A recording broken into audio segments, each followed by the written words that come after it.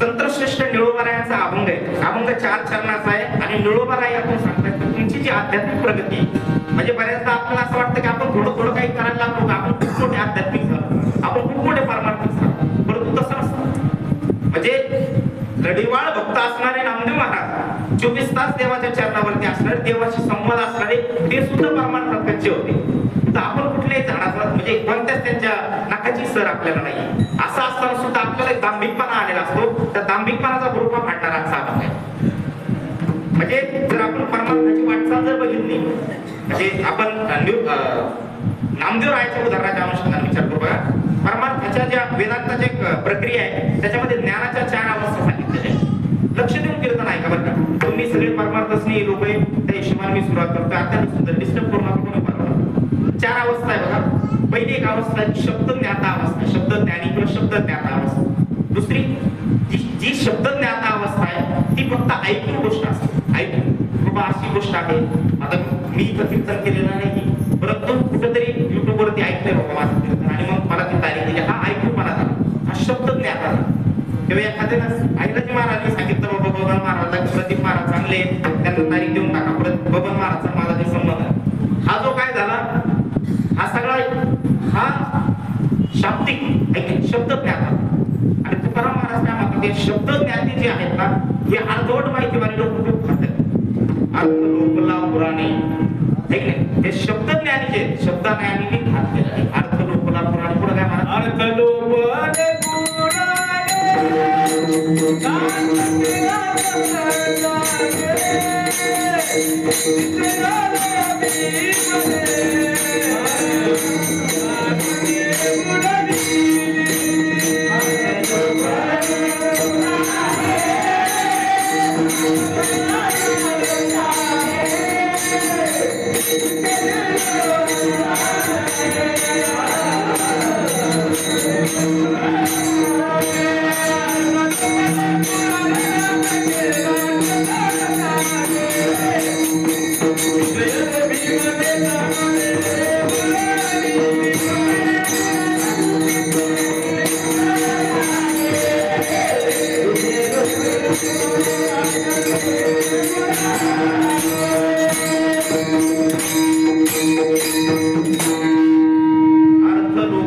नाश केला शब्द ज्ञान.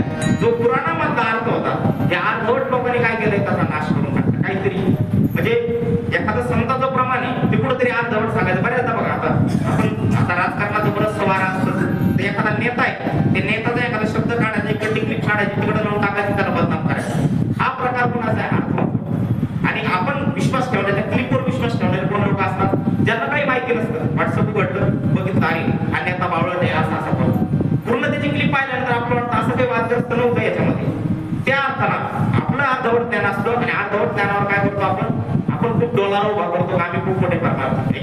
आता एक किस्सा सांगतो. 4-5 दिवसापूर्वी एका ठिकाणी काल्याच्या कीर्तनात गेलो. काल्याच्या कीर्तनाला अभंग घेतला, कान आहे आणि जगचे अभंग घेतला.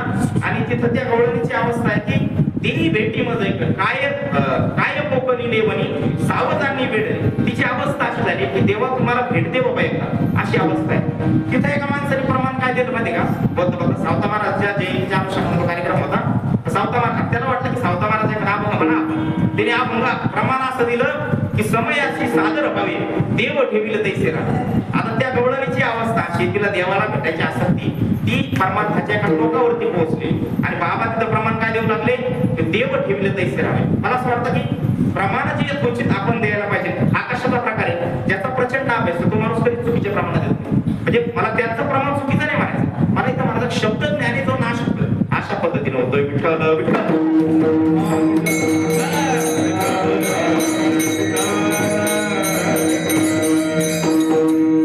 म्हणजे शब्द ज्ञानाच्या जी पुढची अवस्था, म्हणजे परमार्थात लागताना असं कुठंतरी ऐकून असतो बाबा आपण की वारीला चला बाबा, आपण बरेच चला वारीला जाऊ आपण, आपल्याला माहित असतं वारीत काय लोक मध्ये ज्याला जे जे आवडतं. आता माझ्यासारख्या कोणी काय सांगणार वारीला चला महाराज तुम्ही, अवश्य म्हणणारे असते त्याच्यासाठी काय माऊली महाराज पुत्राव, काय आयलाजी महाराज गाते, काय वाचतं. म्हणजे ही सगळी लौकिक म्हणजे ऐक्यू भाग असतो. चला बाबा आपण आनंद घेऊ. म्हणजे मी विचार करतो दिवसभर लोक टाळ मृदंगाच्या गजरात हसळा गजर करत असतो, किती आनंद असते. आपण 2 तास भजन करतो, इतकं स्फुरण आपल्याला चढतं. दिवसभर जर येईल आणि 20-25 ऊर्जा येते तिकडून हा खरं संशोधनाचा विषय. त्या अनुषंगाने आपण तिथं जातो आणि हा जो शब्द ज्ञानाचा भाग असतो हा कुठे येतो आपल्या ही जी परमार्थाची पुढची पद्धत आहे ती अनुमान पद्धत आहे. अनुमान ज्ञान अनुमानात करतो आपण. बाबा एखाद्याने सांगितलं आपण अनुमान लावतो बाबा जर अहिल्याजी महाराज मला सांगत आहे की इतका आनंद आहे निश्चित तिथं आनंद असला पाहिजे आणि त्या अनुमान प्रमाणावरती अनुमान ज्ञानावरती आपण परमार्थाची पुढची पायरी टाकत असतो. अनुमान प्रमाण म्हणजे काय एखाद्या गोष्टी आहेत समजा आता इथं माईकचा आवाज येतोय म्हणजे एखाद्या शेतात काम करणार किंवा गावात झोपलेला माणूस काय विचार करत असत आज सत्ता चालू हा अनुमान आहे. ते चुकवी शकतं एखाद्याने भंगेवरती मी कीर्तन लावलं असं हे अनुमान प्रमाण अशा अर्थाने ही परमार्थाची दुसरी पद्धत आहे. बाबा एखादी गोष्ट आहे आज जर आपण विचार केला की एखादं विमान वरून उडायला लागलं आपण काय विचार करतोय विमान जर उडतंय तर त्यात पायलट बसलेला आहे की नाही तुम्हाला काय वाटतं. एखादं विमान चालू आहे तुम्हाला काय वाटतं पायलट असेल का नसेल. पायलट असतो का चालू विमानामध्ये एखादं चालू लागलं काय वाटतं मला पायलट असतो हे आपला अनुमान आहे. तो असेल नसेल तो पण आपली एक धारणा अशी आहे तसं हे जो ह्या पृथ्वीला चालवणारा सगळा देव आहे माऊलीने खूप सुंदर वर्णन केलंय बाबा की ही जी पृथ्वी आहे सगळ्या गोष्टीला सगळं चालवित आहे की पर्वती पैसा का न संडावी समुद्री रेखा न ओलांडावी पृथ्वी भूते वाहती आज्ञा माझी आहे. सगळं चालविता देव आहे. ही जी अवस्था आहे आपल्याला देव पाहिला का आपण या अवस्थेत देव नाही अनुमान अवस्थेत देव नाही. फक्त आपण काय करतोय आपण अनुमान लावतोय तर लावतो की इथं देव आहे आणि त्या अर्थाने आपली वाटचाल चालू असते. आपण सर्व त्या अवस्थेत आहोत. एका ऐकू गोष्टीनंतर आपण त्या परमार्थात उतरलो आणि ती काय झाली कोणती अवस्था झाली ती अनुमान अवस्था. विठ्ठल विठ्ठल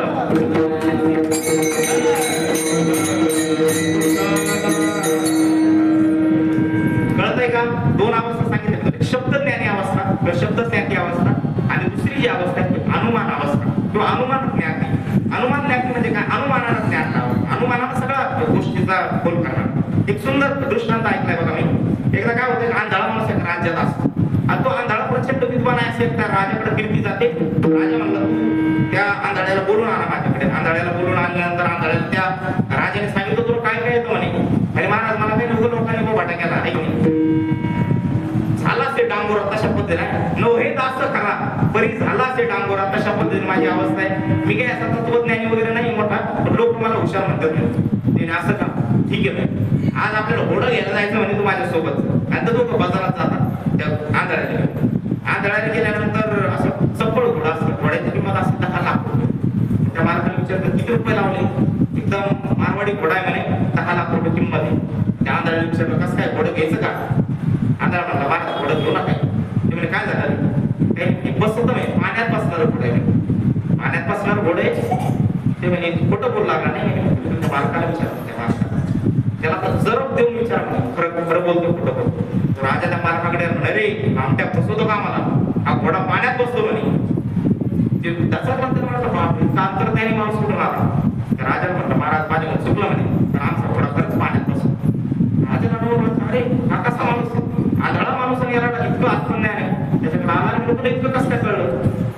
ते महाराज काय माहिती का हा जो घोडा आहे ना म्हणे असं मी हात लावलाय मला म्हशीच्या जो शेण आहे किंवा गाईचं शेण आहे त्याचा वास आला मला आणि मी त्याच्यावर अंदाज लावला की गाई घोड्याच्या अंगाला नाही गाईचं तो काही म्हैस त्याच्यावर येऊन बसणार नाही आहे म्हणजे याचा हा कुठेतरी डबक्यात बसून आला आणि याला सवय लागली. मग त्या मालकाला विचारलं मालकाने काय सांगितलं म्हणे या घोड्याची जी आई आहे ती लहानपणी वाढली आम्ही याला म्हशीचं दूध पाहिजे होतो म्हणे म्हशीचं वाढला म्हशीसारखा डाळ्यात बसलाय म्हणे. विठ्ठल विठ्ठल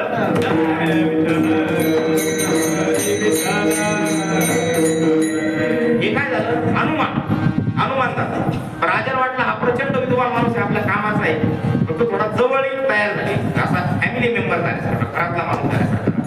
राजा म्हणतात तुला एक काम सांगतो म्हणे माझ्या मुलाला मुलगी बघायला जायचं म्हणे तू चाल म्हणे मुलगी बघायला कशी मुलगी काय आणि ते जातात. गेल्यानंतर ती मुलगी येते ताट घेऊन येते आणि ते सगळ्यांच्या निघून जातात. मग तो जो आंधळा होता आंधळा विचारला राजा कसं काय वाटली म्हणे मुलगी आणि ते तुम्हाला डोळे म्हणजे तू डोळ्यात पाहता मी आंधळा आहे मला काय पाय आहे ते काय करायचं काही नाही म्हणे त्या मुलीला मला मला हाताला हात लावू दे असं मुलीला सांगितलं हाताला हात लावू दे त्याने हाताला हात लावला जा म्हणे ते महाराज मुलगी करू नका नाही म्हणे त्या मुलीचा बाप राजा आहे पण माय राणी नाही म्हणे ती कोणी दासीची मुलगी म्हणे सगळं शॉक झालं त्यांनी त्या राजाने त्या समोरच्या राजाने फसवणूक करू लागले म्हणे आमची दासीची मुलगी आहे समोरचे घाबरून गेले आणि आयुष्यभर जपलेलं सिक्रेट आपण याला कसं काय माहित झालं बाबा महाराज खरं आहे तुमचं ही दासीची मुलगी तर राजा शॉक झाला इतका प्रचंड विद्वान माणूस कसं काय असू शकते राजा त्याच्याकडे काय सिक्रेट आहे कसं काय कळलं ते महाराज जी घरंदाज बाई आहे जी खरंच लक्ष्मी आहे किंवा एखाद्या राणी राजकुमारी अवस्थेतली ती माझ्यासारख्या परक्या पुरुष कसा पातिव्रत आहे का पतिव्रता जैसे भाताराप्रमाण एखादी घरंदाज मुलगी अशी हात लावून देणार त्याच्यावर मी तिला ओळखलं तिथं जो चाल ढवले म्हणे चालण्यात जो लबक होते खानाखन घुंगर वाजवत आली म्हणे हे सगळं काय होतं अनुमान लावलं त्याने घुंगर वाजवत आली जी चालणारी घरंदाज बाई ती मंद पावलानेच चालणार राजा शॉक त्याप्रमाणे काम करतो 10 धडे जेवारी देतो म्हणे बक्षीस देऊन टाकतो 10 धडे जेवारी राजाने घरी आल्यानंतर त्याला सगळं प्रश्न विचारला तू इतका विद्वान आहे जगाबद्दल सांगतो म्हणे माझ्याबद्दल सांग म्हणे काही माझ्याबद्दल सांग म्हणे राजा म्हणे बाबा तुमच्याबद्दल जर सांगितलं म्हणे तुम्ही मला सांगायला भेटणार मग मुंडकं उडून टाकायचं राजा एवढं अवघड नाही म्हणे मी जर सांगितलं तर तुम्ही मग थोडी सांग नाही म्हणे नाही मुलींना तू सांग म्हणे खरं काय म्हणजे तुम्ही राजाच्या पोटचे नाही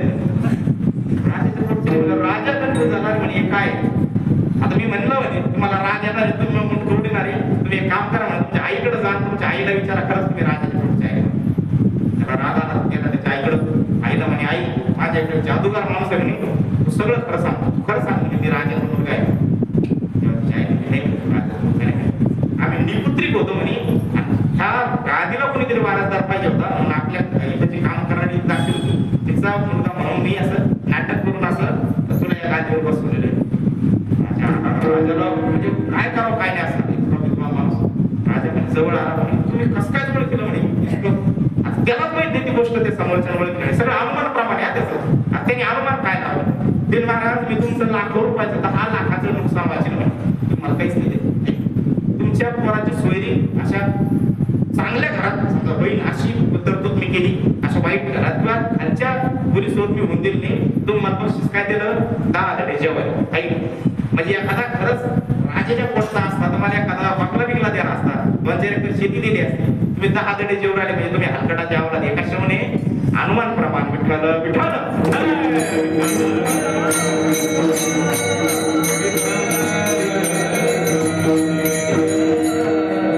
ही अवस्था जी शब्द ज्ञातापासून अनुमान प्रमाण अनुमान ज्ञातीवरती आपण काय करायचं आपण म्हणतो बरं आपल्याला देव दिसत नाही देव भेटत नाही परंतु लोक जातात पायरीवरती लोक ठरतात म्हणजे कुठेतरी त्या भगवंताचा वास होता ही आपली अपेक्षा इतकं त्याच्या पलीकडे जाऊन परोक्ष परोक्ष अवस्था म्हणजे कशी की आजच्या परोक्ष अवस्था म्हणजे अशी अवस्था की त्या अवस्थेमध्ये आपण जे माझ्या सहवासात येत आहे जे माझ्या समोर आहे जे भेटी जे भूत ते माने जे भगवंत आपण योग निश्चित जाणारा अशी अवस्थेची प्राप्त होते सर्वभूती पाहे एक वासुदेव अहंतेचा ठाव सांगून या तोच साधू ओळख भावानी का येर ते ऐका माया साधू होण्याची जी अवस्था आहे परमार्थिक होण्याची जी अवस्था आहे ती कोणती आहे सगळीकडे त्याला देव दिसायला सर्वभूती पाहे एक वासुदेव सर्वभूती राम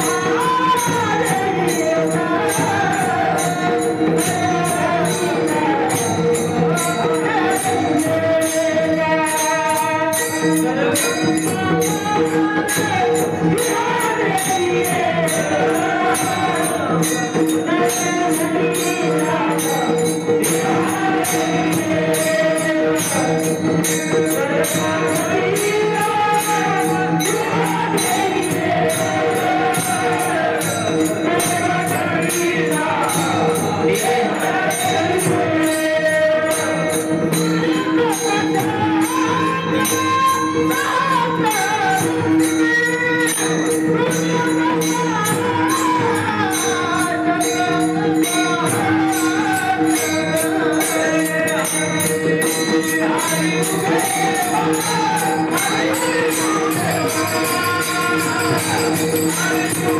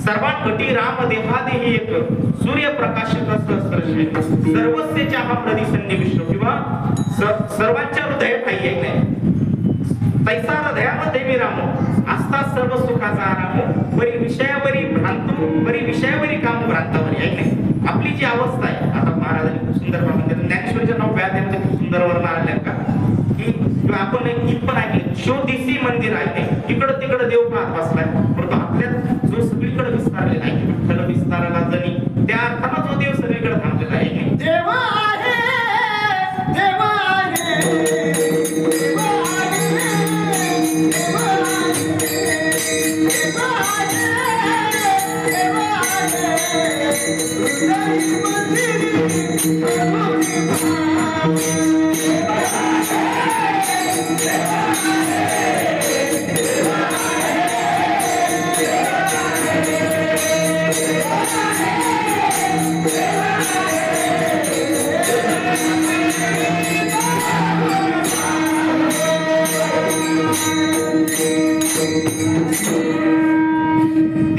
देव देव आहे हृदय मंदिरी शोधली पाहिजे इकडे तिकडे जाऊ कुठे तुला शोधले हा तो देव आहे पाहे पा दूध पवित्र आणि गोड पासी बचेची या पत्राड बरी त्या वेरून गोचिड अशुद्ध काय नसेल कमल कंदा आणि दर्दुरी नांदनुक एकेची घरी बरी पराग सेवेचे भ्रमरी येऊ चिखल चिखली बरी निदैवाच्या परिवारी लोह्या हृतल्या सहस्त्रवरी बरी तयावरी बैसरी उपवास भुगी आहे की नाही तेच तैसार दयामध्ये विरामो असता सर्व सुखाचा आराम बरी विषयावरी भ्रांतू विषयावरी कामो भ्रांतास म्हणजे देव आपल्यातच आहे ही जी भावना आहे ही भावना म्हणजे कोणती सगळीकडे देव आहे माझ्यात देव आहे या प्रकारची भावना निर्माण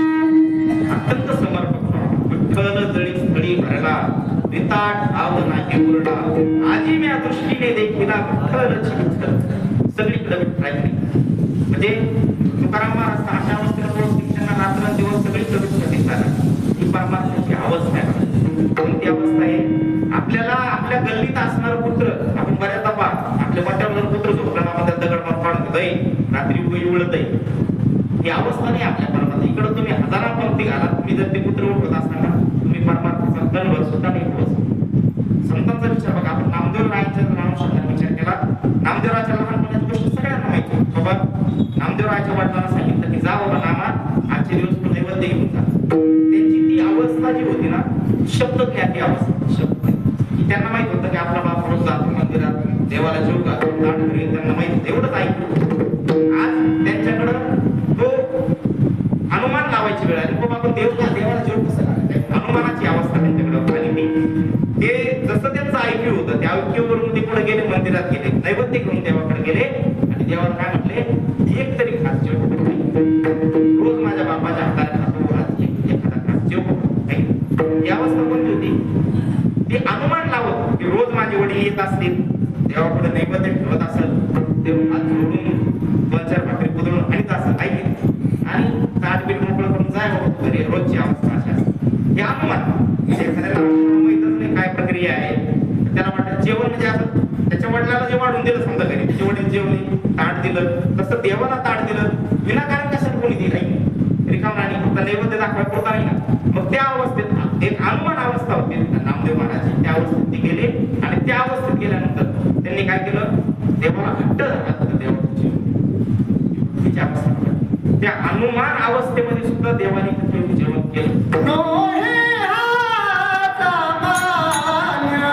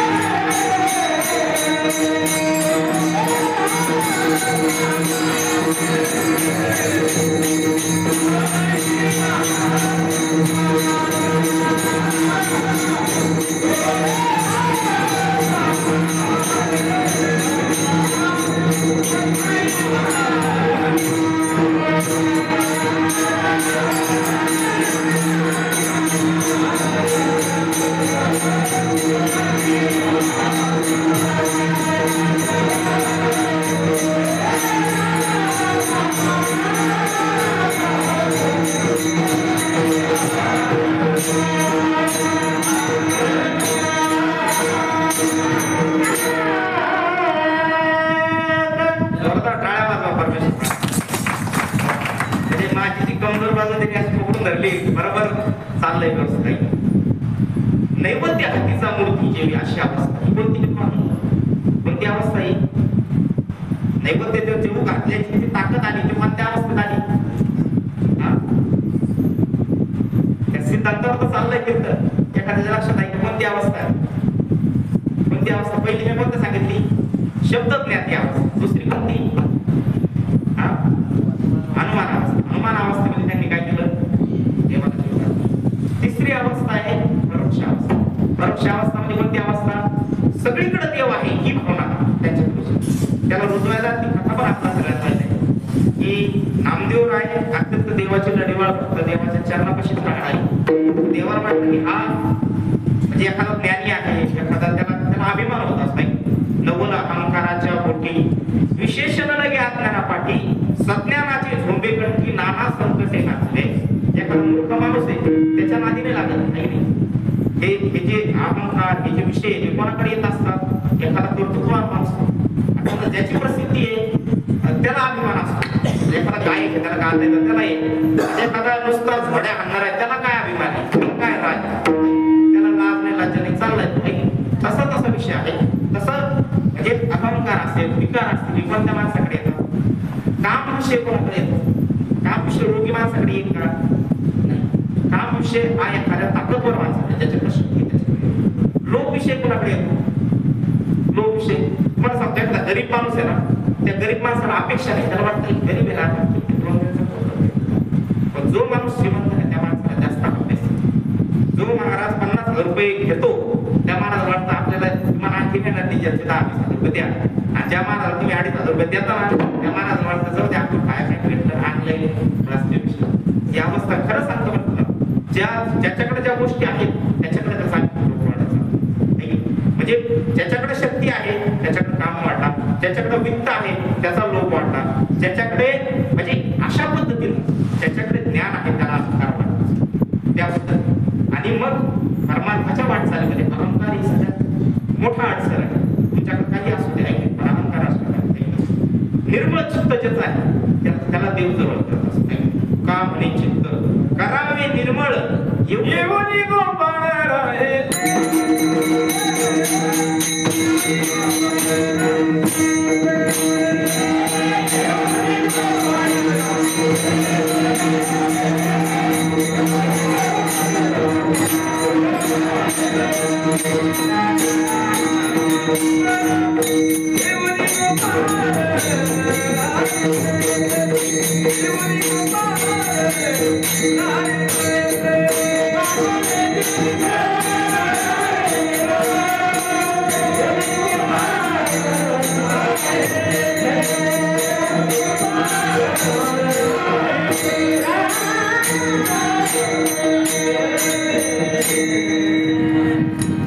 तुका म्हणे चित्त करावे निर्मळ घेऊन गोपाळ राहिले.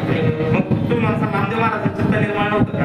नामदेव महाराजांचं चित्त कसं निर्मळ होतं? परंतु एक मळ कशाला बसला होता? ते देवापासून चरणापाशी देव माझं जे सांगत आहे आत्महत्या आणि देवाला आत्महत्या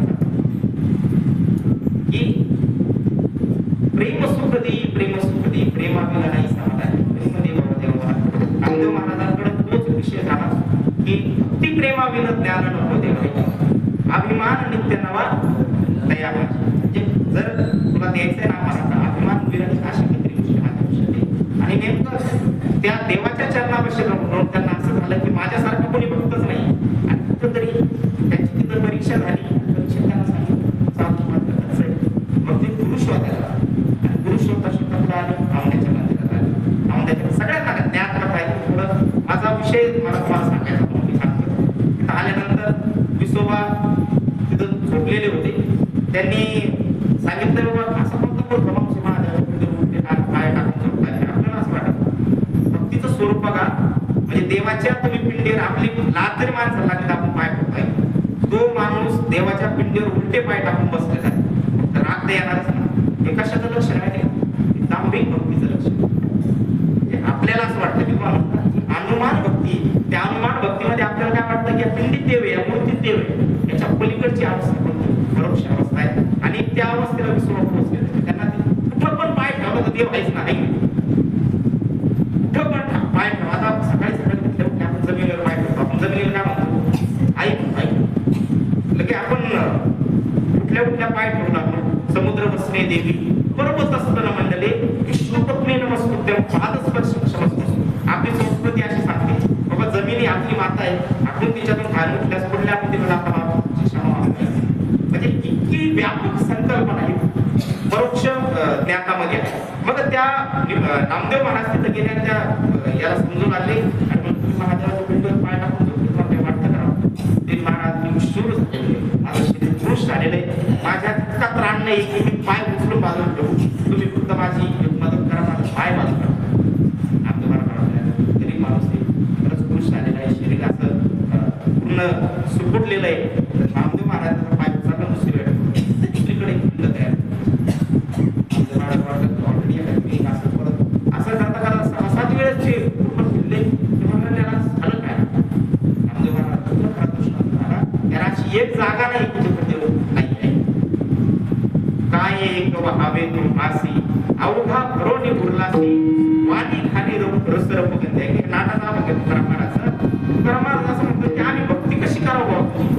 काय आम्ही भक्ती करणे कैसी काय एक वहावे तुम्हासी अवघा भरोनी उरलासी वाणी खाली रसर बगंदी. तुकाराम भक्ती कशी करू तुझी मला काही समजा. तुला पान पुरवा पान पुरवून तयार केले. तुला पाणी वाहा पाणी दूध तयार केलं. या जगातली प्रत्येक गोष्ट तू तयार केली. मग आम्ही भक्ती करावं. हा प्रकार कोणता आहे? परोक्ष परोक्ष त्याला हे कळलं की सगळं हे विश्व ज्याने निर्माण केलेलं त्याला आपण काय देणार आहे? त्याची काय भक्ती करणार? आपल्याकडे फॅट जाऊ झालं एक लोटा जल आणि सब काहीतरी माहिती आहे तुम्हाला चांगलं या डिपार्टमेंटला चांगलं माहिती. माझी आई तर जस्ट मोबाईल घेऊन बसते 9 वाजता 11 वाजेला तेच चालत आहे आमच्या घरात. एक लोटा जल आणि श्रावण महिन्यात तरी फॅट येणार. मला तुम्हाला प्रश्न विचारायचा बघा. मला विरोध नाही तुमच्या भक्तीला. तुम्ही तुमच्या पण त्या अवस्थेत तुम्ही भक्ती करताय त्या हिशोबाने तुम्ही योग्य ठिकाणी असा. पण तुम्ही माझं मनोगत किंवा मला जे संत चरित्र आत्मसात झालं त्या अनुषंगाने मी तुम्हाला सांगत.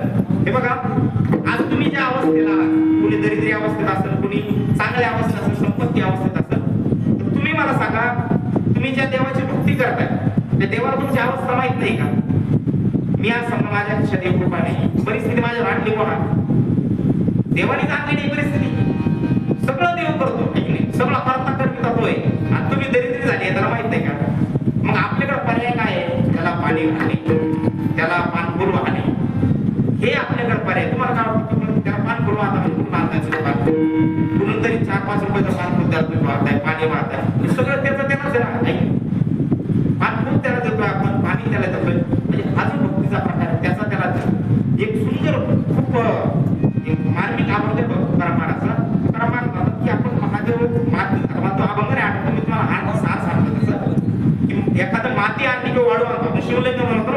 श्रावण महिन्यात तुम्ही बनवत असता ना शिवलिंग वाळूचं शिवलिंगाला आपण वाळू आणतो, वाळूचं शिवलिंग बनवतो, त्याची पूजा करतो आणि पूजा झाल्यानंतर दुसऱ्या दिवशी ते वाळूचं काय करतो, वाळूचं काय करता तुम्ही, काय करता, नदीत कुठून आणली असेल तिथं आपण ती वाळू परत टाकून देतो. आता मला सांगा, आदल्या दिवशी जी वाळू तुम्ही शिवलिंग म्हणून पुजलंय, दुसऱ्या दिवशी ती वाळू नदीत टाकून दिली, त्या देवाचा अपमान नाही झाला? असं वाटतं तुम्हाला त्या देवाचा अपमान केला तुम्ही? म्हणजे शिवलिंग बनवलं परत टाकून दिलं, अपमान नाही झाला त्या देवाचा? काय वाटतं तुम्हाला? बोला बोला बोला. मी काही तत्वज्ञानी नाही, मला जे प्रश्न पडतात मी ते प्रश्न तुमच्या पुढे मांडतो. तुम्हाला असं वाटतं नाही? काय वाटतं मात्र काय झाला अपमान नाही? परंतु यात एक भूमी अभंगाच्या अनुषंगाने सांगतोय, माझं तत्वज्ञान काढत. तुकाराम महाराज म्हणतात की माती आणली, मातीचा पशुपती केला, त्याची पूजा केली, दुसऱ्या दिवशी माती नेऊन टाकली. ती माती महत्वाची नव्हती, त्या मातीतला भाव महत्वाचा. तुम्ही जी पूजा करत होती त्या पूजेतला भाव महत्वाचा आणि ती अवस्था म्हणजे परोक्ष अवस्था. विठ्ठल विठ्ठल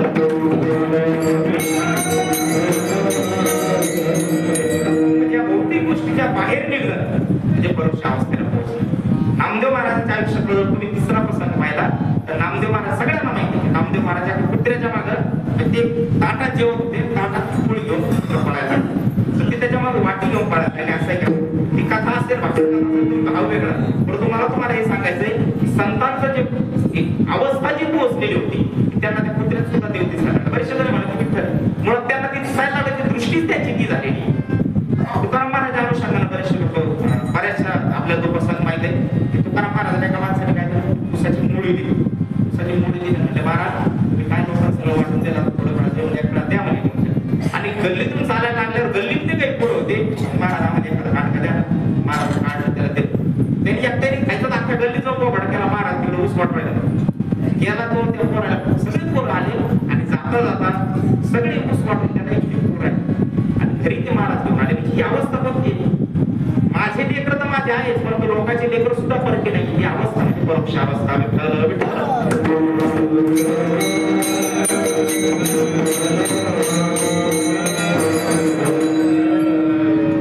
हे विश्वची माझे घर, ऐसी मती जयाची स्थिर, किंबहुना चराचर आपणची जहला. ही अवस्था म्हणजे या अवस्थेला पोहोचणं म्हणजे मी परमात्माच्या तिसऱ्या पद्धतीला पोहोचतो. आणि ही अवस्था अभंगाच्या पहिल्या चरणात विलोबराय वर्णन. नाम चिंतने जडले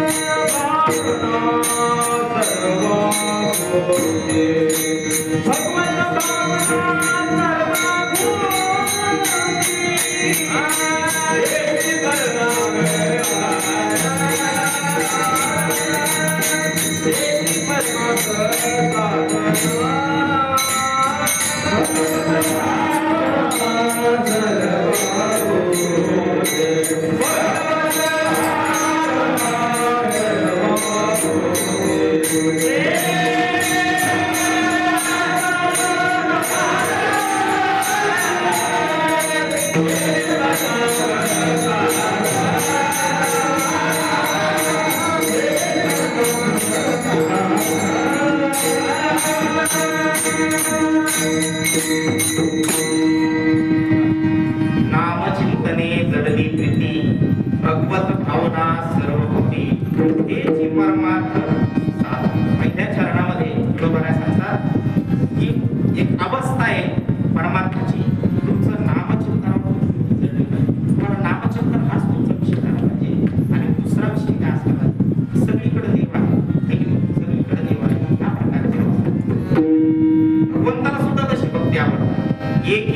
मी जाणे जी सानत धोरण म्हणे सगळीकडे माझ्या पद्धतीला जे सगळ्याला समान लेखणारी जी भक्ती ही मला आवडते. समशत्रूचे मित्रेच तथा मानापमानाय शीतोष्ण समदुःखेषु तथा संगविगत पार्था दयाच्या ठाई वैषम्याची वार्ता नाही रिपुमित्रा दोन्ही सरिसा पाडू. जो खांडवया घाव घाली का लावणी जयाने केली दोघा एकोची सावली लक्ष दे जायचा ना तरी क्षुदंड बाळते या गोडी म्हणजे ज्या भक्तामध्ये आणि माझ्या भक्तात म्हणजे ज्या भक्ताला सगळ्यांकडे समदृष्टीने पाहायची सवय जो समदृष्टी मानतो सगळीकडे देव मानतो अशा प्रकारची जी भक्तीची अवस्था आहे तो भक्त एका परमात्म्याच्या एका उच्च अवस्थेला नामदेव महाराज उदाहरण महाराज उदाहरण सांगितलं. अशा प्रकारची जी भक्तीची अवस्था आहे या भक्तीच्या अवस्थेला म्हणजे निळोबारायांना अपेक्षित असणारी भक्ती ही आजच्या अवस्थेमध्ये निळोबाऱ्या प्रतिपादित करतात. आपल्याला या भक्तीतून काय करायचंय या पदाला पोहोचून काय करायचंय. आज समजा आपण जी भक्ती करतोय दांभिकपणा त्या भक्तीमध्ये दांभिकपणा म्हणजे कसा अभिमान रहित अभिमान असणारी भक्ती त्यात मी काहीतरी करतोय. आता मी बऱ्याचदा एका ठिकाणी पाहिलं की एक मोठं बॅनर लावलं दुसऱ्या सोमवारी अमुक अमुक याचा 10 कुंटलचा खटारा म्हणजे लावले ठीक आहे तुम्ही अन्नदान करताय त्याच्याबद्दल मला म्हणायचं नाही तुम्ही मोठी करताय परंतु तुम्हाला जर भक्ती करायची अदामिकपणा कशाला आम्ही करतो म्हणजे जिथं मीपणा आला तिथं तुमची भक्ती संपुष्टात आली.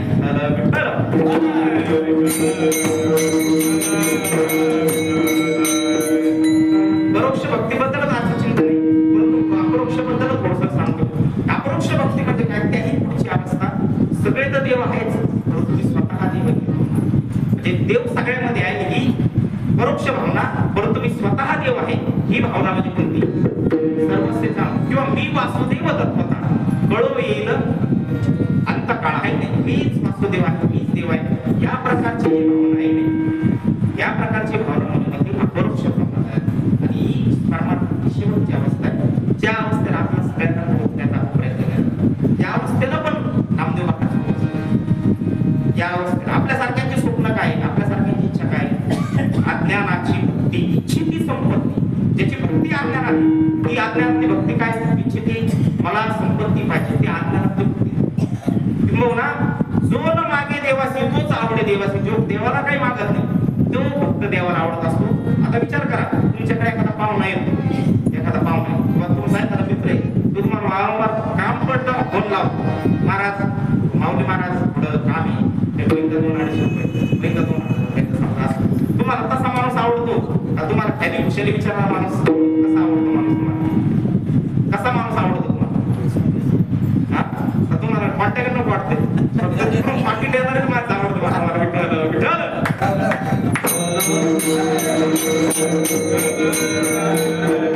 म्हणजे मला असं वाटतं की जी लोक आपल्याला फक्त कामापुरतं वापरून घेतात त्या लोकांचा आपल्याला धिक्कार असतो आपल्याकडे फायद्याची अपेक्षा करतात ते लोक आपल्याला धिक्कार देवाला त्या लोकांना धिक्कार नसतात. आपण एक नारायण फोडतो लई मोठी अपेक्षा करतो देवा म्हणतो बाबा तू येऊ नको मला काय बंद पडतं ऐक मुळात आपण मागण्याची ही जी प्रक्रिया आहे ही अज्ञानाची प्रक्रिया आहे. आपण भक्तीत घुसलोच नाही जेने हा जीव दिला दान तयाचे करीन चिंतन नाही आणि तू आम्हाला जन्माला घातले मानव देहाला घातले हे एवढे मोठे उपकार झाले आपण काय मागवतो तुझ्यापासून.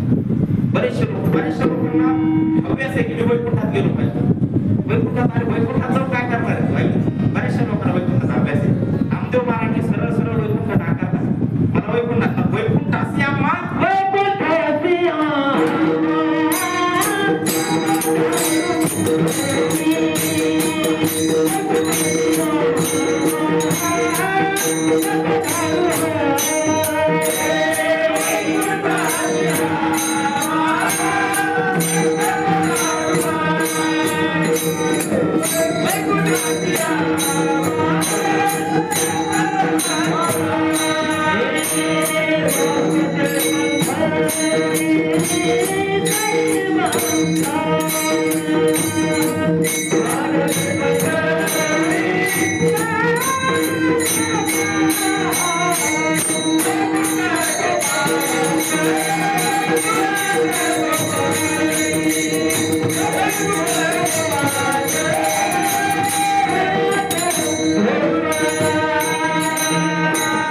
Oh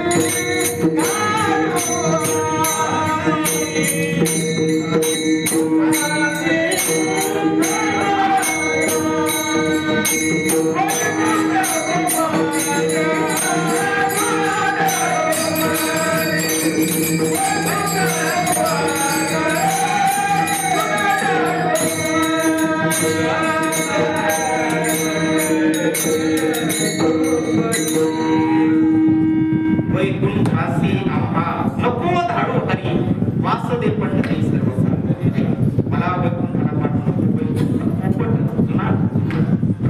वैकुंठात जाऊन का वैकुंठी जाऊन काय वाटारा चुकीच व्हावे म्हणून नाही मी धर्म तुझं भजन करेन चिंतन करेन मी मागे परत ऐकलं की वैकुंठ किंवा स्वर्ग ही जी अवस्था आहे ना ही एक स्कीम आहे एक स्कीम थोडं लक्ष द्या प्रत्येकाला अवस्था आहे आपल्याला काय वाटतं आपण स्वर्गात गेलो पाहिजे म्हणजे एक माझा एक मित्र असते म्हणतात लोकांना काय माहिती स्वर्गात गेलं नरकात गेले सगळं पदवी डायरेक्ट स्वर्गवास ऐक त्याचे कर्तृत्व काय काय काय आयुष्यभर फक्त रेल्वेत पाडणार ते स्वर्गवास अरे यार तिकीट केलं बघ ना ऐक आपण सरसकट नाव पुढे सत्ता निघते सुद्धा नाकार बसवी योजना कसे दोन थोडक्यात सांगतो माझे शब्द नाही पण माऊलीच्या आधाराने सांगतो माऊलीच्या वैकुंठ म्हणजे बसवी योजना काय वैकुंठात तुम्ही कधी पोहोचता काय वैकुंठाचे परिमाण किंवा स्वर्गाचे परिमाण स्वर्ग आणि वैकुंठ माझ्या बहिणी एकत्र पोहोचतात काय परमेश्वर महाराज तुम्हाला वाटतं स्वर्गात जायला काय काय परिमाण आहे तुम्ही काय गोष्टी केल्या म्हणजे स्वर्गात जाणार तुम्हाला जायचंय स्वर्गात काही अपेक्षा नाही अरे बाबा काय वाटतं तुम्हाला कधी आपण स्वर्गात जाऊ काय केल्यावर स्वर्गात जाऊ एक एक द्या ना उत्तर कोणाला थोडा समज मागच्या डिपार्टमेंटने दिलं तर काही या बाबा काय वाटतं तुम्हाला स्वर्गात कधी जा सांगतो बाबा काय वाटतं तुम्हाला स्वर्गात जायसाठी काय तुमची तयारी काय ते आम्हाला सांगितलं चालतं काय कोणी आता या इथं ना 13 आवाज सहज निघते ऐकले मोठे आपण सांगा कोणीतरी काय काय वाटतं मला आयुष्यभर आपण स्वर्गाला काय गोष्टी जगलोय शिकलोय आपण त्यासाठी नीतिमान जगलोय बाबा आम्हाला सांगितलं कुठेतरी देवाच्या पायापाशी जागा भेटली त्याच्यासाठी कुठेतरी स्वर्गात गेले काय वाटतं तुम्हाला काहीतरी तयारी असेल ना भक्ती म्हणजे काय म्हणते आता मी तुम्हाला 4 प्रकारच्या भक्ती सांगितल्या शब्द भक्ती सांगितली शब्द त्यागाची भक्ती अनुमानाची भक्ती सांगितली परोक्ष भक्ती सांगितली आता मी थोडं आपण नाही पोहोचलो तरी पण समजा काय वाटतं तुम्हाला स्वर्गात गेलं की नामदेव राहायचा अवस्था पोहोचते राईट त्यात स्वर्गच पाहिजे तर मला असं वाटतं की सरळ सरळ मी सांगतो आपल्याला असं वाटतं की नीतिमान जगणं म्हणजे स्वर्गात काय हा नामसंकीर्तन वैकुंठ कोणी जर केलं नामसंकीर्तन केलं देवाचं आपण नामस्मरण केलं तर काय करणार आहे आपण तिथं जाऊन वैकुंठात पोहोचणार आहे किंवा तुम्ही नीतिमान जगले तुम्ही व्यभिचार केला नाही तुम्ही मद्यपान केलं नाही मांसाहार केला नाही ज्या गोष्टीने समाजाला त्रास होणार नाही अशा गोष्टी तुम्ही वाढले तुम्हाला काय स्वर्ग गोष्टी गोष्ट नाही स्वर्ग म्हणजे काय मोठी गोष्ट नाही मला वाटतं बऱ्याच लोकांना भेटत असत पण मग स्वर्गात गेल्यावर काय भेटत स्वर्गाच्या संकल्पना काय काय वैशिष्ट्य महाराज असले तुम्ही काय स्वर्गात गेल्यावर काय भेटत लावा हनुमान लावा हनुमान भक्ती काय वाटतं स्वर्गात माऊली महाराज मला वाटतं तुम्ही जाणार आहे लवकर म्हणजे वाईट स्वर्गाची अपेक्षा काय काय आहे स्वर्गामध्ये नामदेव महाराज म्हणते तिथं जाऊन काय करावं हा तेच ना मग मी त्याच मुद्द्यावर येणार आहे तर मी त्याच मुद्द्यावर येणार आहे मी तुम्हाला अगोदर बोललो की स्वर्ग ही फसवी संकल्पना आहे म्हणजे तिथं जाऊन तुम्हाला इथून काय करायचं तुम्हाला असं चांगले कामं करायला लावायचे तिकडे जाऊन काय करायचं तुम्हाला तिथं ते अप्सरा देणार म्हणजे तुमचं तिथं आज इथं व्याविचार केला तिथं तुम्हाला व्याविचार करायला तिथं वेगवेगळे पेय तुम्हाला प्यायला देणार तिथं तुम्हाला आणि तिथं भजन करायला जागा नाही भजनाची जागा तिथं नाही म्हणजे तिथं मौन रूपच बसते बस स्वर्गीचे अमर हिची ताटी देवा स्वर्गीचे अमर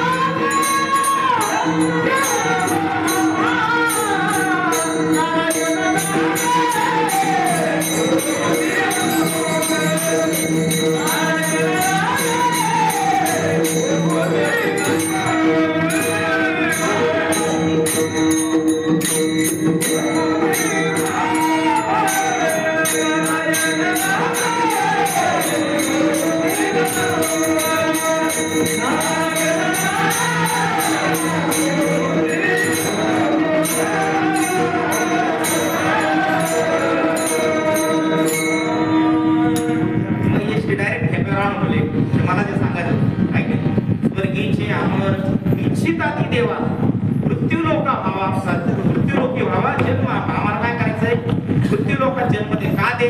कारण स्वर्गात गेल्यानंतर तुमचं खच्चीकरण, स्वर्गात गेल्यानंतर काय तुमचं जे तुम्ही पुण्य इथं कमवलं, माझे शब्द नाही मी प्रमाणात सगळं सांगतो तुम्हाला. इथं जे पुण्य आहे, पुण्यक्षय होय तिने अधोगती, किंवा तिळ तिळ पुण्य साचा पडे, तिळ तिळ पुण्य साचा पडे हे बोलतात.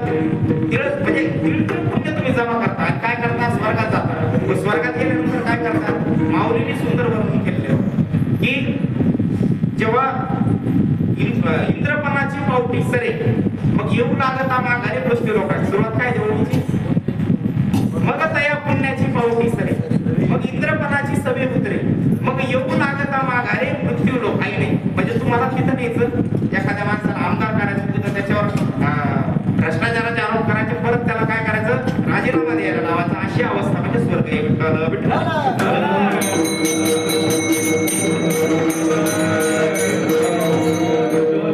माऊलीने इतका सुंदर दृष्टांत त्याला दिला. म्हणजे आता माऊलीचा आहे त्याच्यामुळे मी सांगू शकतो, थोडा एकदम खालच्या शब्दाचा दृष्टांत आहे बघा. वेश्या भोग्या कवडा वेची, वेश्या भोगा कवडा वेची मग दार चेपून येतेची, वेश्या भोगा कवडा वेची मग दार चेपून येते याची. तैसे जिनेची तैसे लाजीरवाने जिने दीक्षिताची. एखादा वेश्या भोगा असतो तो त्या कुंडा खाण्यात जात असेल, स्वतःचे कुपर जाऊ शकतो तो जोपर्यंत स्वतःकडे पैसे संपले आणि त्याची हिंमत नाही त्या बाईचं दार वाजवायची. तशी तुमची अवस्था आहे. जोपर्यंत तुमच्याकडे पुण्याचा साठा आहे नाही, पुण्य जोपर्यंत आहे तोपर्यंत तुम्हाला स्वर्ग आहे, आणि पुण्य संपलं तुमचं मग कुठे येतात, येऊ लागता माघारे मृत्यू लोकात. तुम्हाला कुठे मृत्यू लोकात. त्याच्यामुळं नामदेव महाराज असतील, तुकाराम महाराज असतील, तुकाराम महाराज म्हणजे अरे जायचं आपलं पुण्य व्हायला घालायचं, परत कशाला बोलू द्यायचं, वाईट कामं करायचे नाही, फक्त काय करायचं, देवाच्या चरणापाशी आपण राहिलो की आपल्याला काय होणार आहे, मुक्तीचं साधन भेटणार आहे. म्हणजे स्वर्गाचं साधन शोधण्यापेक्षा मुक्तीचं साधन आपल्याला शोधायचंय. आणि असे मुक्तीचे साधन आजच्या अभंगामध्ये सुद्धा वर्णित आहे. आपण विचार करत आहोत.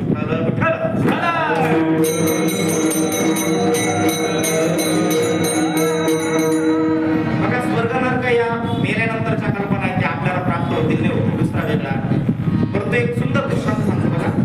एक पुण्यवान म्हातारी असते, पुण्यवान म्हातारी मेली आणि तिला यम न्यायला आला. यम न्यायला आल्यानंतर यम म्हणाला बाबा पुण्यवान आहेस, तुला डायरेक्ट स्वर्गात सीट रिझर्व आहे. ती म्हणले नाही मला स्वर्गात झालं. मग काय करायचं, आता समजा एखादा पोरग आहे 12वीला पास झाला, त्याला 99% मार्क पडले, त्याला सांगितलं कॉलेजवाल्याने तुला डायरेक्ट इंजिनिअरिंगला ऍडमिशन, किंवा तुला इंजिनिअरिंगला डायरेक्ट ऍडमिशन किंवा नाही इंजिनिअरिंगला आपलं BA ला पाहिजे. BA चे कसे कोर्स आहे, BComचे पोहून BSCचे पोहून, तर नंतर आपली डिग्री तर फिक्स आहे इंजिनिअरिंग, असा विषय तरी शोधतात. तसे म्हातारीने पर्याय काय दिला, तुम्ही मला स्वर्ग तर देतायच ना, मला एकदा स्वर्गात नरकात फरक कोणत्या काय चाललंय ऐक. मग मी ठरवलं नाही मला स्वर्गात जायचं का नरकात जायचं. बरं ठीक आहे, इतकी पुण्यमान आहेस त्यामुळे तुला आम्ही पर्याय देतो, चान्स देतो. नंतर पहिल्यांदा यम घेऊन तिला नरकात गेला. नरकात पाहिलं एकदम सजावट बिजावट झालेली, खाली एकदम आपला जसा वापरू येत असं. त्या पहिले विचार केला अरे किती वाईट म्हणजे लोक काय नरकाला नाव ठेवतात, लई वाईट वाईट अवस्था आहे नरकाच्या. असं आम्हाला सांगितलं इकडे पाहिलं तर लोक मस्त आहेत, सगळे बसलेले आहेत. तिने पाहिलं की फुलं मोठं पातेलं 30-40 फूट असतं पातेलं, आणि त्या पातेल्यामध्ये अशी खीर किंवा बासुंदी म्हणा अशी बासुंदी उकळू लागली. तिला पाहिलं आणि एक छोटासा 10 फुटाचा चमचा पडलेला खीर उकळू लागली. त्या लोकांना पोटदारी इतकी भारी खिरीचा वास खाऊ राहील, ती अशी निर्जूर झाली, त्यांना खायलाच नाही काय. नरकातल्या लोकांना ते विचारलं, ते म्हणे यावं हे पातेलं आहे 50 फूट आणि आमच्याकडे 10 फुटाचा चमचा आहे, आम्हाला तुम्ही काढ खायला त्याच्यामुळे आम्ही पैसे वगैरे अन्याय करतो त्याला त्याच्यामुळे नरक म्हणतो. ठीक आहे मला स्वर्गात घेऊन चला. मग त्या म्हाताऱ्याला यमदेव घेऊन स्वर्गात गेले.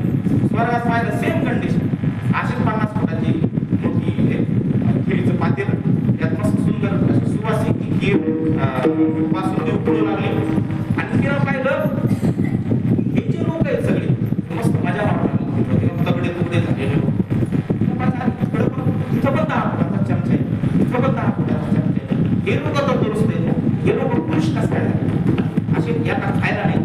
त्या स्वर्गातल्या लोकांना तुम्ही असं कसं काय झाले, काही नाही. आम्ही काय करतो, आम्ही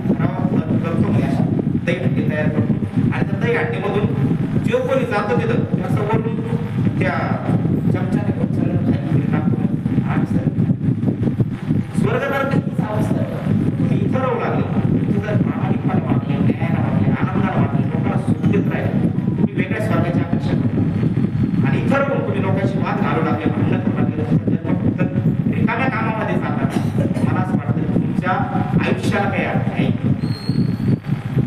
म्हणजे माऊली सांगतात की हे मनुष्य देह हे स्वभावतः नाशिवंत म्हणून सुंजावे पंडू कुमार आहे. तू फक्त काय कर, आयुष्यात आनंद धडपड करीत आणि त्या धडपड करणारा आयुष्यात देव, त्या देवाला तो धडपड करणारा जो आहे फक्त तो आवडत असतो. तुम्ही आज बघा सगळ्यात जास्त तरुण लोकांचं मरण्याचं प्रमाण वाढलं. ऍक्सिडेंट वगैरे सोडून द्यावं, परंतु एक कोणत्या तरुण म्हणतो मी 50-60च्या वयात जे लोक जास्त धडपडी असतात, काम करत असतात, ते पटापटा मारतात. आणि ज्या म्हाताऱ्याने आयुष्यभर फक्त मजा मारलेली, आज 100 पार केलेले गेले म्हातारे मरण मागतात. कधी कधी असं मरण समजू नका, मरण वरदान बऱ्याचदा हा विचार. बरेचसे लोक मी पाहतात असे 15-15 दिवस जीवन नाहीये, दवाखान्यात मरण मागतात देवाचे. कधी कधी आपण अवेळी नाही म्हणत मी, परंतु एका योग्य वेळेमध्ये 50-60 जी काय ती रेंज असेल त्याच्या त्याला आयुष्यात योग्य वेळेत मरण येणं त्याची दैन्य वनपी जर पुण्य केलेले असतात. म्हणजे हेच नाही, आता बऱ्याचदा बघा त्याचे वडील आपल्या घरात पडलेले आहेत, पुरुष झालेले आहेत, आजारी पडलेले आहेत. तुमचं काहीतरी पाप आहे म्हणून तुम्हाला त्याची सेवा करायला पडेल तेव्हा म्हणजे ती तुमच्याकडून करून घेऊन तुमचं कर्म सगळं पाळता येईल. आपण म्हणतो कधी आमच्या कर्माला एका रूपाने सगळा कर्माचा फेरा आहे. हा कर्माचा फेरा काय करतो आपल्याला सांगावा. त्या कर्माच्या फेऱ्यातून सुटण्यासाठी आपल्याला बुद्धी आहे. आणि बुद्धीची जी अवस्था आहे ती अवस्था कशी असली पाहिजे, प्रचंड विवेकी भक्तीची अवस्था. आणि ती विवेकी भक्तीची अवस्था जे परोक्ष अवस्था, त्या अवस्थेला हे सगळे संत गेले, संत गेले. त्याच्याही पद्धतीने अपरोक्ष अवस्था म्हणजे मोक्ष पदाला पोहोचतो. तुकाराम महाराजांनी जेव्हा ज्ञान झालं, तुकाराम महाराज अगोदर सर्वसामान्य तुकाराम महाराज, तुकाराम महाराजांना प्रश्न पडायचा की काय मी उद्धार पावेल, काय कृपा करेल नारायण, ऐसे सांगा तुम्ही संतजन, करा समाधानाची प्रत्येकाला जे जे भेटीचे किंवा जे जे भेटे पुसावेचे हे वाटे, जे जे भेटे तयास देव कृपा करेल काय, काय लाज राखते. मी ज्या अवस्थेत आज आहे हा प्रश्न आपल्याला पडला. आपण जन्माला देवाने घातलेला. बरेचदा लोक हा विचार करतात बाबा आज माणसाने जन्म का दिलाय, माणसाला देवाने जन्माला का घातलाय माहित नाही. समजा तुम्हाला जर हा जन्म भेटला म्हणजे कुठलं तरी काहीतरी आपलं पुण्य आहे म्हणून आपल्याला हा जन्म भेटला. आपल्याला जर काही बातकच करून घ्यायची होती किंवा कष्टाचं रूप द्यायचे होते, कष्टाला जर घाले तर देवाने बैलाची योनीत घातला असेल, पण काहीतरी वेगळं करून घ्यायचं असेल तर वेगवेगळ्या योनीत घातला असेल. देवाने आपल्याला मनुष्याची योनीत घातलं म्हणजे कुठंतरी आपल्याला कशासाठी घातलंय, मजा हजा करण्यासाठी, असा बऱ्याच जणांचा दृष्टिकोन आहे. परंतु तो दृष्टिकोन त्यांच्या पद्धतीने योग्य असू शकतो. परंतु मला असं वाटतं या हीच एक अवस्था आहे. मनुष्य जन्म शेवटली पाळी चुकल्यावर मग फेरा पडे. याच्यातून जर तुमचं भोगलं म्हणजे स्वर्गाची अपेक्षा करू नका. त्याची पुढची जी अवस्था आहे ती अवस्था म्हणजे त्या पदाला पोहोचणं, मुक्तीची अवस्था जी मुक्तीच्या अवस्थेला पोहोचणं. आणि आजच्या अभंगामध्ये हे पण आले कृष्णाला शुकमुनीचा दृष्टांत. शुकमुनी त्या मुक्त अवस्थेला कशी पोहोचले अभंगाच्या दृष्टाच्या हे परमात्मा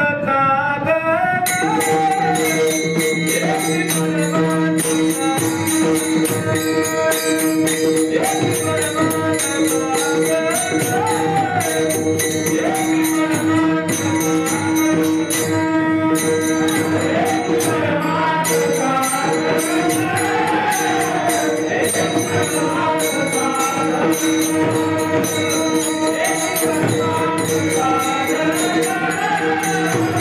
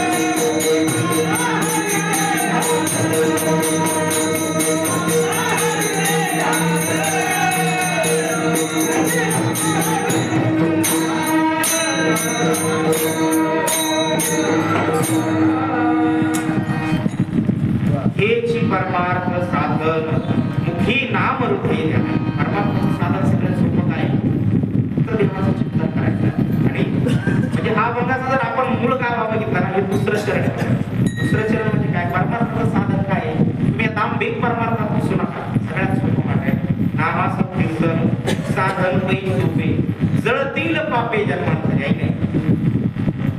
एक एक एक म्हणजे कोटी कोटी यत्न नित्य ज्याचा नियम एक हरिनाम जपताकडे एक हरिनाम घेतलं कोटी कोटी यत्न जपून ते त्याला प्राप्त असतं अशा पद्धतीची सोपी अवस्था आज या संतांनी आपल्याला सांगितलं म्हणजे याच्यात आपण जर ही नाम संकीर्तनाची जर परंपरा बघितली की आपण पांडव बघा पांडवाच्या अवस्थेत तुम्हाला थोडस मी वेगळं डायव्हर्ट करून तुम्हाला सांगतो बघा की थोडासा चिंतनाचे विषय 5 मिनिटं तुम्हाला वेळ संपत आलेली आहे एक महत्वाचा मुद्दा मला नाम संकीर्तनाच्या अनुषंगाने सांगतो एक शेवटचा अस्तित्वार्थ सांगतो आणि कीर्तन सगळा थोडंसं चिंतन करा थोडं वेगळं वाटेल तुम्हाला माझं बोलणं परंतु मला जो प्रश्न आहे त्या अनुषंगाने तुम्हाला आपण जर महाभारताचा विचार केला एका साईडला कौरव आहे एका साईडला पांडव आहे कळतंय का मी काय म्हणतोय चाललंय कळू लागला ना सोपी ती मागच्या मला झोपणार नाही दिसला मला कोणी म्हणजे माझं असं भाग्य मी जिथं जिथं कीर्तन केलं मला झोपणारे लोकच नाही दिसते झोपणारे लोकच नाही पाहिजे म्हणजे माझ्या कीर्तनात बाकीच्या कीर्तन हे तुमचं डोकं उजळणारं कीर्तन आहे हा प्रश्न तुमच्या डोक्यात राहील हा प्रश्न मी तुम्हाला विचारतो कौरव आहेत पांडव आहेत बरं का याच्यात चूक पण आली मला तुम्हाला हा प्रश्न आहे एक म्हणजे आता कौरव जे आहेत कौरव कोण आहेत कौरव अत्यंत तपस्विनी स्त्री जी आहे गांधारी चे 100 पुत्र आहेत कौरव आणि त्यांचा बाप सुद्धा जिवंत आहे ते आशीर्वादात किंवा ते वरदानाने झाले तो विषय वेगळा परंतु त्यांना आई वडील असतानाचे ते पुत्र आहेत दुसरा विषय जो आहे तो पांडवांचा पांडवांच्या 2 आया आहेत 2 आया कोण आहेत पहिली आई आहे पहिली कोणती आई आहे कुंती आहे दुसरी कोणती आई आहे माद्रिका हा 2 आया आहेत अर्जुन भीम आणि धर्मराज हे कुंतीचे पुत्र आहेत नकुल सहदेव माद्रीचे पुत्र आणि हे 5 जण कशाने उत्पन्न झाले मंत्राच्या आधारे किंवा त्या वरदानाच्या आधारे माद्रीला सुद्धा 6 आहे आणि तिला आता विचार करा पांडू जो आहे पांडूला शाप होता तू जर कुठल्या स्त्रीला स्पर्श करशील तर तू जातात प्राप्त विचार करा एखाद्या पुरुषाला असा शाप आहे तू एखाद्या स्त्रीला जर स्पर्श केला तर तुझा काय होणार आहे मृत्यू होणार आहे आणि मग त्यांनी स्पर्श करता वरदानाने हे पुत्र प्राप्त झाले कोणते अर्जुन नकुल आणि जेव्हा हे सगळे मोठे झाले तेव्हा धृतराष्ट्राने सांगितलं हे बघा आता एक प्रॅक्टिकल उदाहरण घ्या प्रॅक्टिकल आपल्या आता 2 जण भाऊ 2 चुलते ना याचा एक घर आहे एक चुलता आहे त्याला 5-6 पोरं झाले आणि दुसरा जो आहे पोर व्हायच्या अगोदर काय झालं त्या बाईचा नवरा वारला दुसरीकडे लग्न केलं म्हणा काय म्हणा तिला परत 5-6 पोरं झाले आणि ते ठेव वाटा मागायला लागलं तर हे लोक त्यांना देतील आजच्या परिभाषेत काय वाटतं लिगल आहे काय वाटतं मला लिगल आहे काही देईल का पण दुसऱ्या एका कारण आपली पितृसत्ताक पद्धती थोडं मंगळवाना वाटतं तुम्हाला बऱ्याचशा जणांनी तोंड वाटलं गेले काय मला सांगता पण मला मुद्दा सांगायचा म्हणून सांगतो आणि ते काच्या स्थितीत काय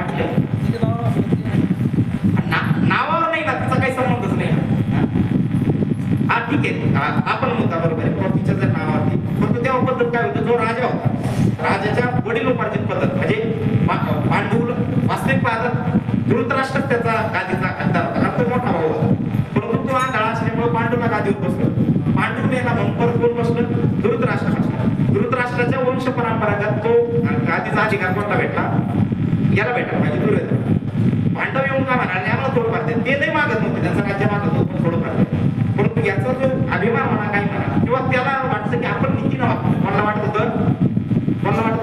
दुर्योधनाला वाटत होतं पांडवाला नाही पांडव त्यांच्या पद्धतीने बरोबर होते देव त्यांच्यासोबत होते परंतु याला काय वाटतंय हे अनितीनं जन्माला आलेले मुलं यांचा आणि आमच्या घराण्याचा काही संबंध नाही. रक्ताचा संबंध असतो ना बापाच्या रक्तात, ते आमच्या त्यांचा आमचा काही संबंध नाही. आम्ही यांना का द्यावं भीक म्हणून तरी का द्यावं, म्हणून त्यांनी सांगितलं की सुईच्या टोकावर सुद्धा आम्ही तुम्हाला देणार नाही, अशा प्रकारच्या अवस्था.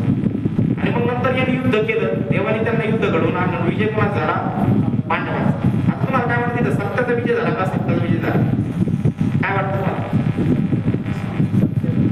सत्याचा विजय झाला. म्हणजे जे पांडव इलिगल पोरं, त्यांनी इलिगल पद्धत म्हणजे अनैतिक पद्धतीने ती पूर्ण त्यांच्या राज्यावरती अतिक्रमण केलं, ते योग्य वाटतं का? हा मुद्दा थोडा क्लिष्ट आहे तुम्हाला, तरी पण मला याचा सार तुम्हाला सांगा.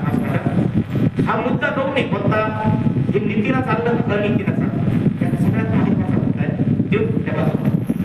देवाला पण योग्य बऱ्याच असे काही देवाने निर्णय घेतले, आपण म्हणतो अरे असे निर्णय देवाने का घेतले, परंतु आपल्याला त्या मार्गाने जावं. आपल्याला काय आपल्याला हा विचार तिथं करत बसावा लागतो की देवाचं तिथं चुकलं, आपण देवाच्या चुका नाही काढू शकत. आपल्याला देवाच्या मार्गाने जर आपण गेलो, ती अवस्था कोणती आहे? त्या देवाने जो मार्ग आपल्याला दिला तोच मार्ग योग्य आहे, अशा प्रकारची आपली भावना निर्माण होतात. म्हणजे खऱ्या परमार्थ लॉजिक काय म्हणतात याला किंमत नाहीये. नाही तर मग प्रत्येक वेळेस कुणी उठसून आपल्यावर टीका केली असते, हे असं का ते तसं का, हा दगडातच देव का हे का, या गोष्टीला किंमत नाही. देव कोणत्या बाजूला आहे आणि त्यांच्या बाजूने भाका राहायला माहिती का? पांडवाच्या बाजूने देव का उभा राहायला का? पांडवाच्या बाजूने देव उभा राहायला काय वाटतं? ते सोयरे होते म्हणून उभा राहायला का? काय वाटतं? बरोबर ते पांडव बरीच्या देवाची आडवी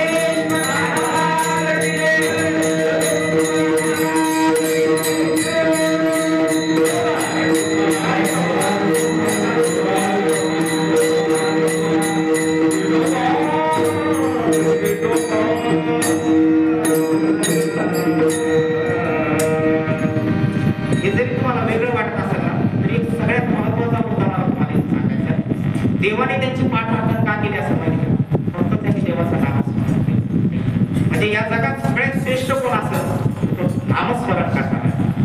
जो नामस्मरण करणार आहे तो देवाला आवडतो आणि देव त्याच्यासाठी चुकीच्या मार्गाचा सुद्धा अवलंब बऱ्याच.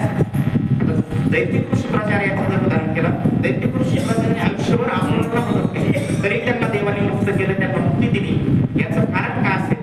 त्यांची आहे. आणि अशा प्रकारची मुक्ती आमच्याकडून होतो. आजचा पहिला दिवस आहे, बराचसा वेगळा चिंतनाचा भाग मी मांडला असेल बरं का, परंतु मला तो थोडासा वेगळा वाटला. मी थोडा प्रश्नार्थक विचाराने विचार करणार माणूस आहे, त्यामुळे थोडं काही चुकलं असेल माझ्याकडून, थोडं काही वेगळी वेगळी वाट विश्वास देण्याचा प्रयत्न केला असेल. थोडा ते नाही का शाब्दिक ज्ञाता त्याला म्हणतात, शब्द ज्ञाता मी त्यात नाही, थोडं ओढताण करण्यातही एक्सपर्ट आहे. त्याबद्दल थोडं काही चुकलं असेल तर मोठ्या दिलाने मला माफ करायला. एरवी जरी मी मूर्ख जरी जहाला हवे विकू तरी संत कृपादी प्रभू सद्गुरू सांगणे किंबहुना तुमचे केले धर्म कीर्तन सिद्धी नेले येथे माझे जे बोलले पाहिजे ज्ञानेश्वर माऊली